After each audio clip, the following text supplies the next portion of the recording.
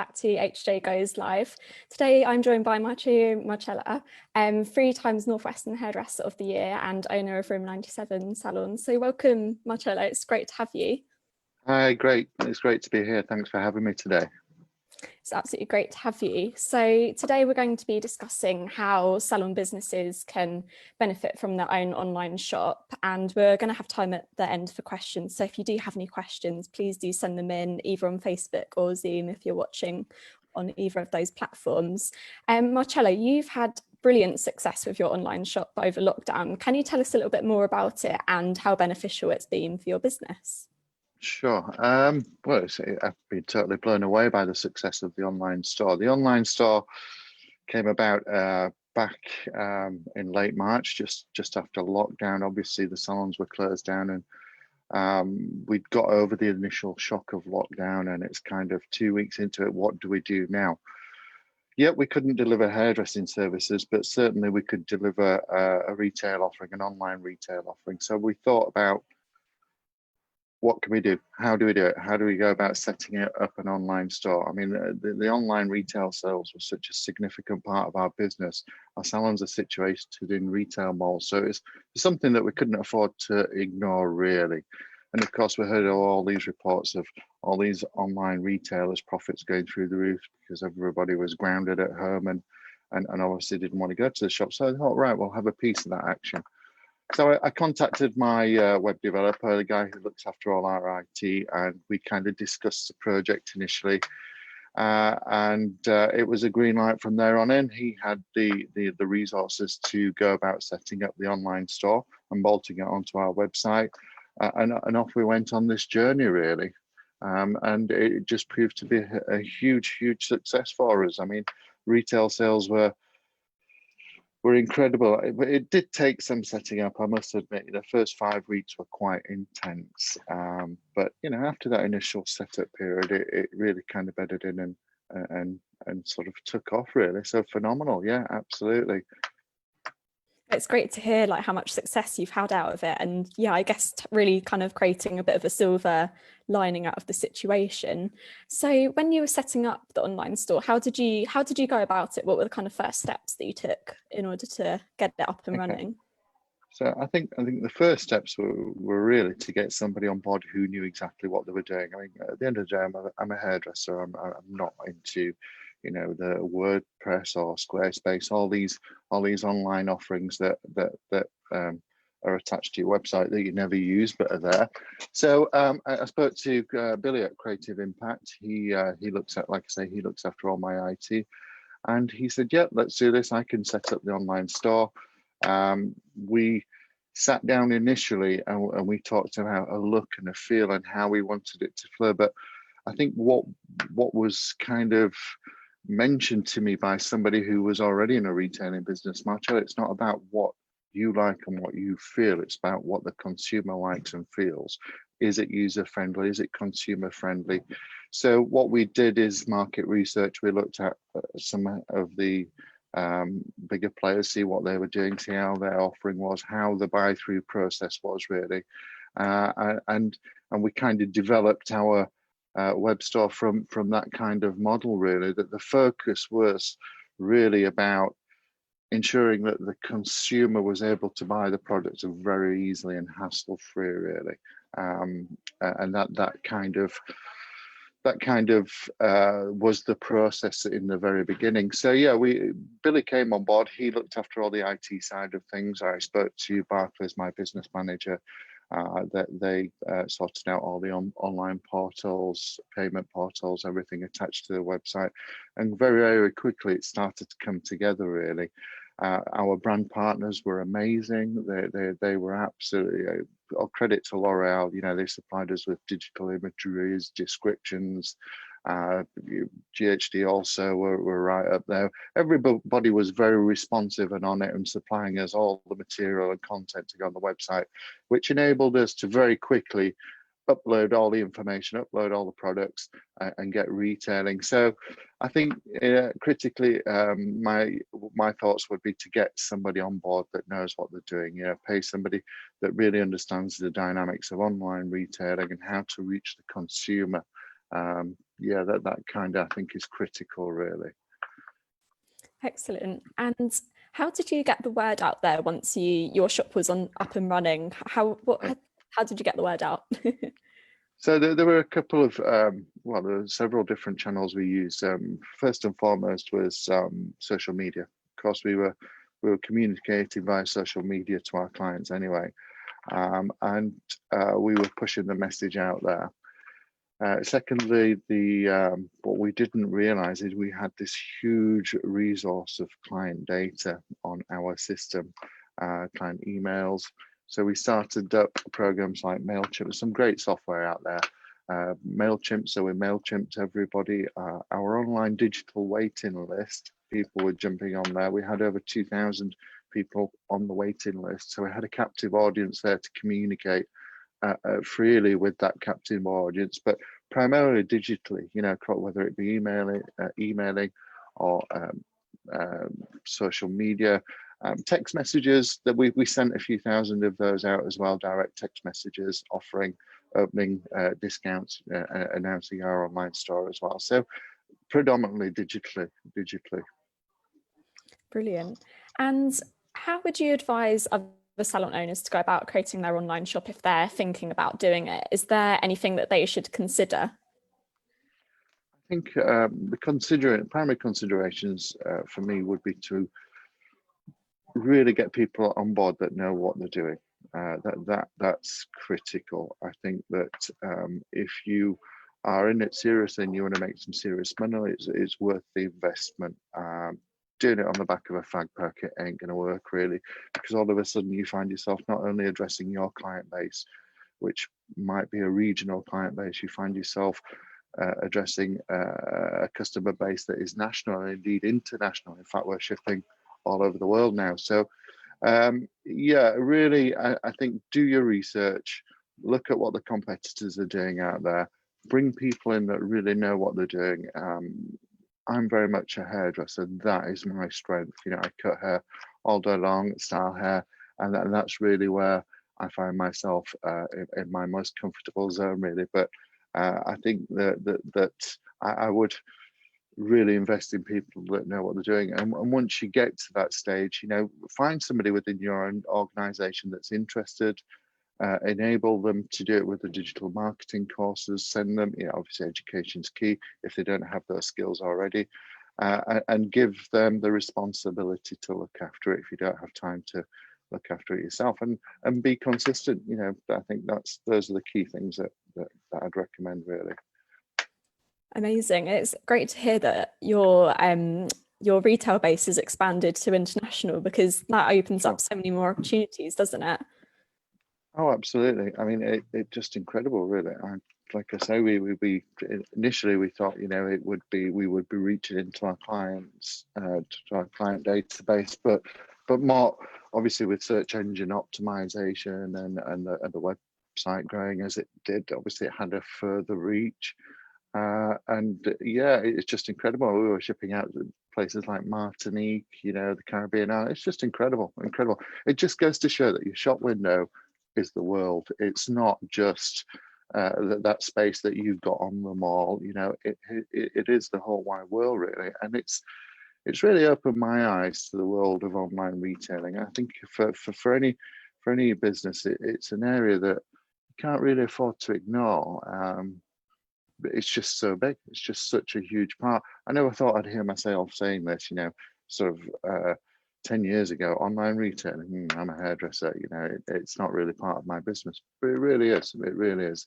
And of course, the revenue stream that it generated through lockdown was very welcomed as well, which, you know, brilliant. Absolutely. I guess it's great to have that other stream there as well, like with the lockdown kind of situations. It's great to have that kind of income coming in, isn't it? Not to have all your apples in one basket, you know, it's good. Absolutely. And what products have been most popular? Have you seen any trends in clients' purchasing decisions with your online shop? So yeah, initially we couldn't buy in enough root touch-up spray. That was phenomenal. The sales were incredible. We were we simply couldn't buy it in quick enough. That was probably the really hot product, sort of in the early days of lockdown.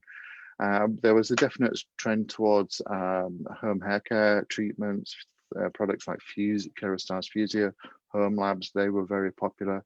Intensive Master, but people were obviously looking after the hair at home. And another trend was hair tools, styling tools. I think people kind of all of a sudden realized that it's time to upgrade their styling tools because the hairdresser is not available. So we were selling a considerable amount of tools, brushes, straighteners, things like that, to enable clients to do their hair more easily. Yeah, so there were definite key trends, yes. Brilliant. I guess people have really been investing more in their hair care while they haven't been able to get into the salons. So they're really kind of putting their money into that maintenance to keep it fresh in between, I suppose. I think so. And I think also what you and I are doing at the moment, we're having this conversation, and a lot of people are joining, and a lot of clients are working from home all day, and they're having the Zoom meetings. So they have to look presentable. They don't necessarily have always access to the hairdresser whenever they require it, so they need the tools to look good in front of camera, etc., etc. So I think, yeah, hair care is a growing market, definitely. Home hair care, should I say, professional home hair care. Excuse me, I'll take it away. No problem. So it's great to hear like how well this has been doing. Have you used any incentives to get clients to purchase via your online shop at all? Yeah, well, the initial opening offers were we sort of a minimum spend, so there was a £20 minimum spend, and free shipping, and etc. etc.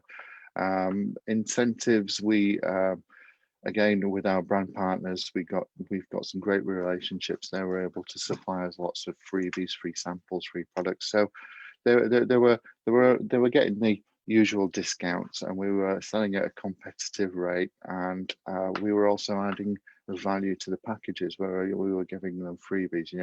Let's fill the parcel up with whatever accessories we can that we think are suitable for that client, and that was a lot of added value. Promotions, we always ensure, for example, we use waterproof stickers. You're probably thinking, well, what's the on about? So we put a little Room 97 waterproof sticker on the shampoo or the conditioner, wherever the product is.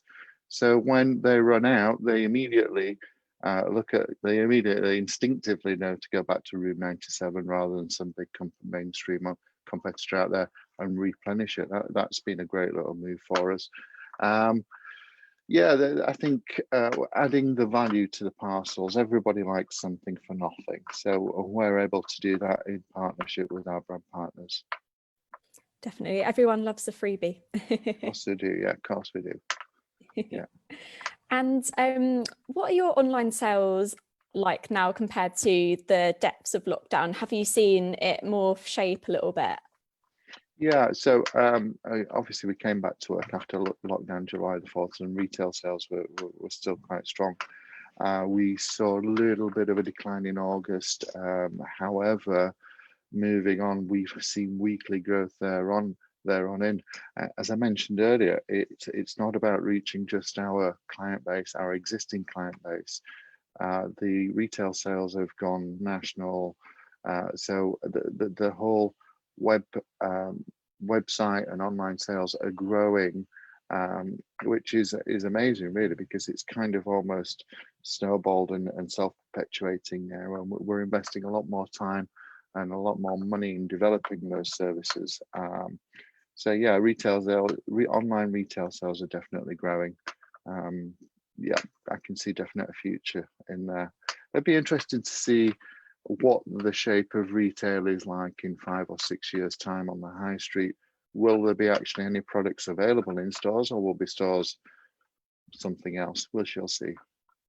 Yeah, it's interesting to think, isn't it, how much these unprecedented times have kind of changed the way people shop and consume their products.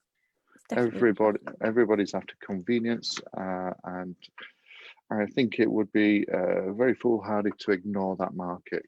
Why let everybody else run away with it when you can have a piece of the cake yourself as a business? Absolutely. That's kind of my view. And in that on that topic, how do Sure. you go about competing with some of the big consumer kind of giants in the retail space? Are there any ways that you can kind of make sure you're keeping your clients coming back to you with your online shop? Sure. I think adding value is always great. You'll find that the biggest driver is uh, pricing, being competitive. So I think you've got to be aware of your surroundings. You've got to understand what your competitor, how much your competitors are selling products for, and being able to compete. So if you can just come in slightly under that pricing point, that's always an advantage because there's an initial hook there. You've already drawn somebody in. And then, like I said, your brand partners are critical. So if they're able to give you lots of support, i.e. additional merchandise, freebies, products, again, I think that's critical. So yeah, I think it's driven by price really. We've got to be realistic, and nobody's going to pay more than what they need. And the first thing we all do when we go onto Google, onto the shopping pages, we look at who's retailing that product that we all know for the fairest price. So yeah, you've got to be competitive, and really just always keep abreast of what your main competitors are doing. Research, that's key. That is key, definitely. Absolutely.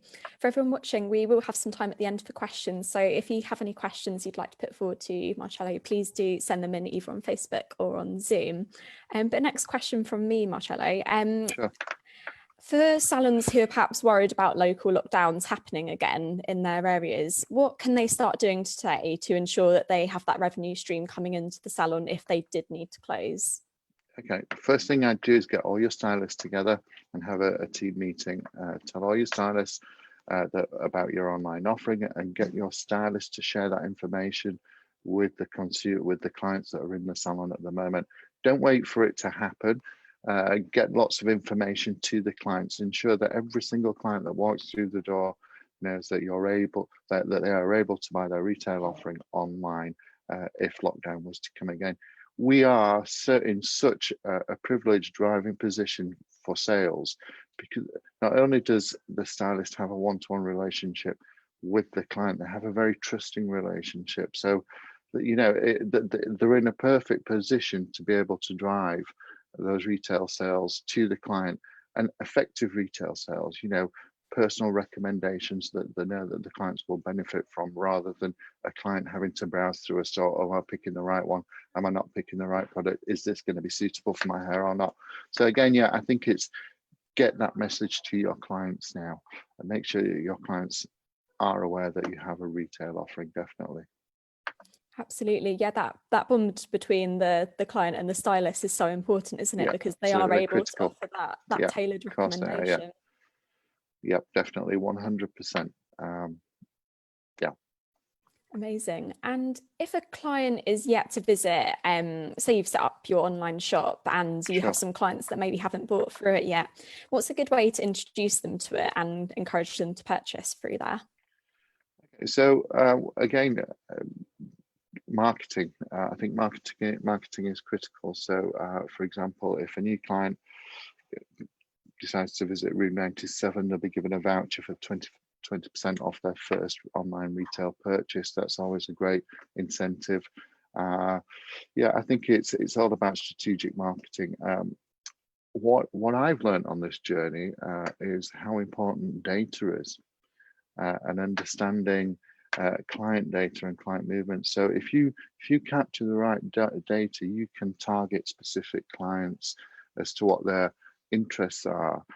And I think what we didn't realize is we had all this information.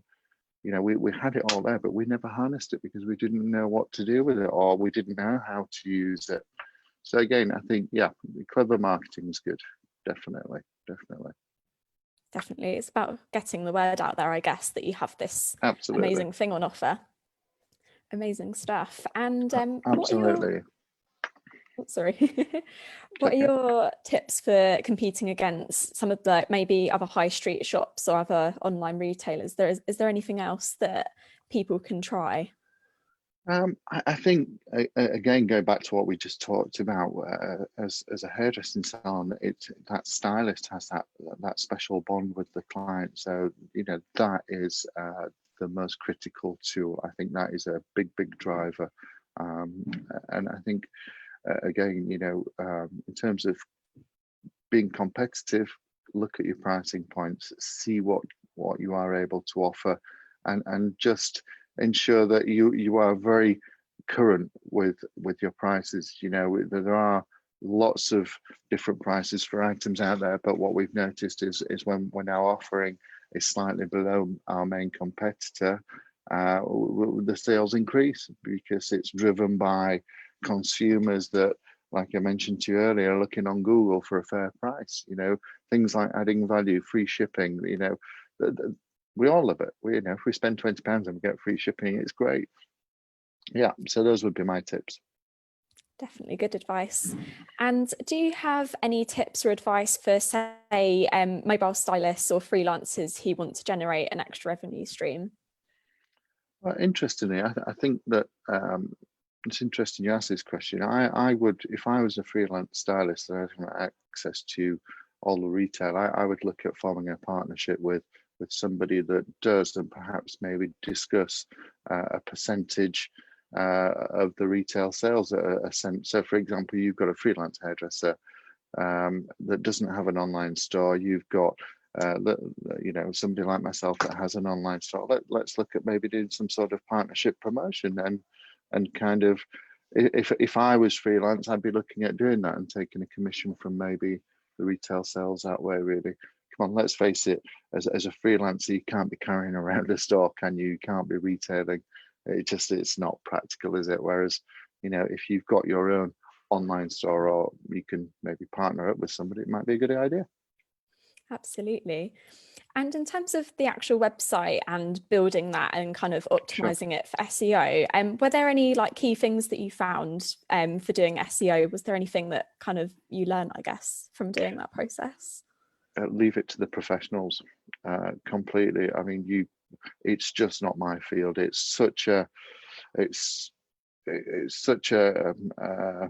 minefield for somebody like myself, really. And my advice was search engine optimization. Take the advice that you pay for and make sure it's good advice, and let the professionals do it. Hook words, obviously, going back to data, you suddenly start to, I look at all this information now and you see what they call hook words, keywords, what people are looking for, this, that, and the other. And yeah, it's lots of stats and lots of figures. You need somebody who can decipher all that and really implement it to your website. So I'd say leave that to the professionals if you don't know what you're doing. Amazing. And I suppose it's good to put it in the hands of someone who can do it for you, because obviously everyone's super busy and doesn't have the time to do it. So that's absolutely the benefit of doing it, isn't it? I mean, you have to look at it as a business in itself, really, and it requires somebody to run it. Now, if you want to do it seriously and make money, if you want to have a little pay of it, you can drop in and drop out of it. But if you really want to show growth and move forward, I'd recommend that you really get somebody in charge of the online offering full time. And we're very fortunate. I have over in my lead store, I have Katie, who joined us, and her history is in retail, fashion, marketing. So she kind of understood the dynamics of retailing and marketing and direct marketing. So she's taken the reins and she's doing an extremely good job. And I couldn't do both effectively. You need somebody really that is focused on driving it full time, really. Absolutely. So we've got a bit of time now for any questions that anyone wants to ask. So please do send them in. So first question is from Ruth, and she says, such an interesting topic. Were you surprised it was a success straight away? And do you wish you'd done it earlier? Yes, is the answer. It had always been on my mind to offer to have a retail store, but I never had the time to actually look at it and understand how it all works. Obviously, lockdown, it was a curveball, but obviously it was an opportunity as well for us to look at the online store. And yes, I do wish I'd have done it 5 or 6 years ago, or even sooner, definitely. And do you think it will be something that you'll keep in the long term as well? Absolutely, without a shadow of a doubt. It's not the initial expenses of setting up is there. It just runs itself. Basically, we go in, do the marketing, do what we need to do. But absolutely, it is definitely the future. Like I say, it'll be interesting to see what the retail landscape is in 5 years' time on the high street.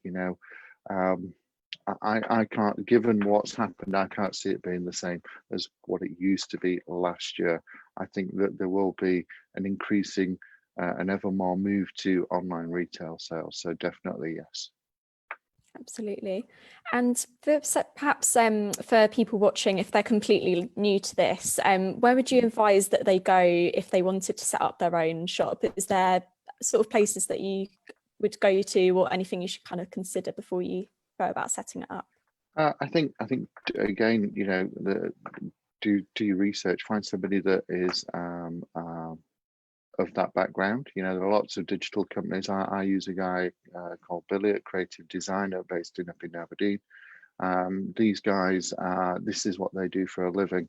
Tell them what you want to do, get the quotes in, and trust the web developers to deliver the store for you, really. And don't be driven on what perhaps you like as an individual. Think more about what the consumer would like rather than yourself, really. And those need to be the key drivers when you're setting up that online store. Brilliant. Well, it's been so great to speak to you, Marcello, and It's so lovely many to talk to you as well. great pieces of advice that I'm sure will be really helpful and will inspire a lot of other salon owners to make that that difference in their business. But it's been brilliant to speak with you, so thank you so much for joining us. My pleasure. Great talking to you as well. Thank you. Thanks, Marcello. Bye. Thank you. Bye-bye.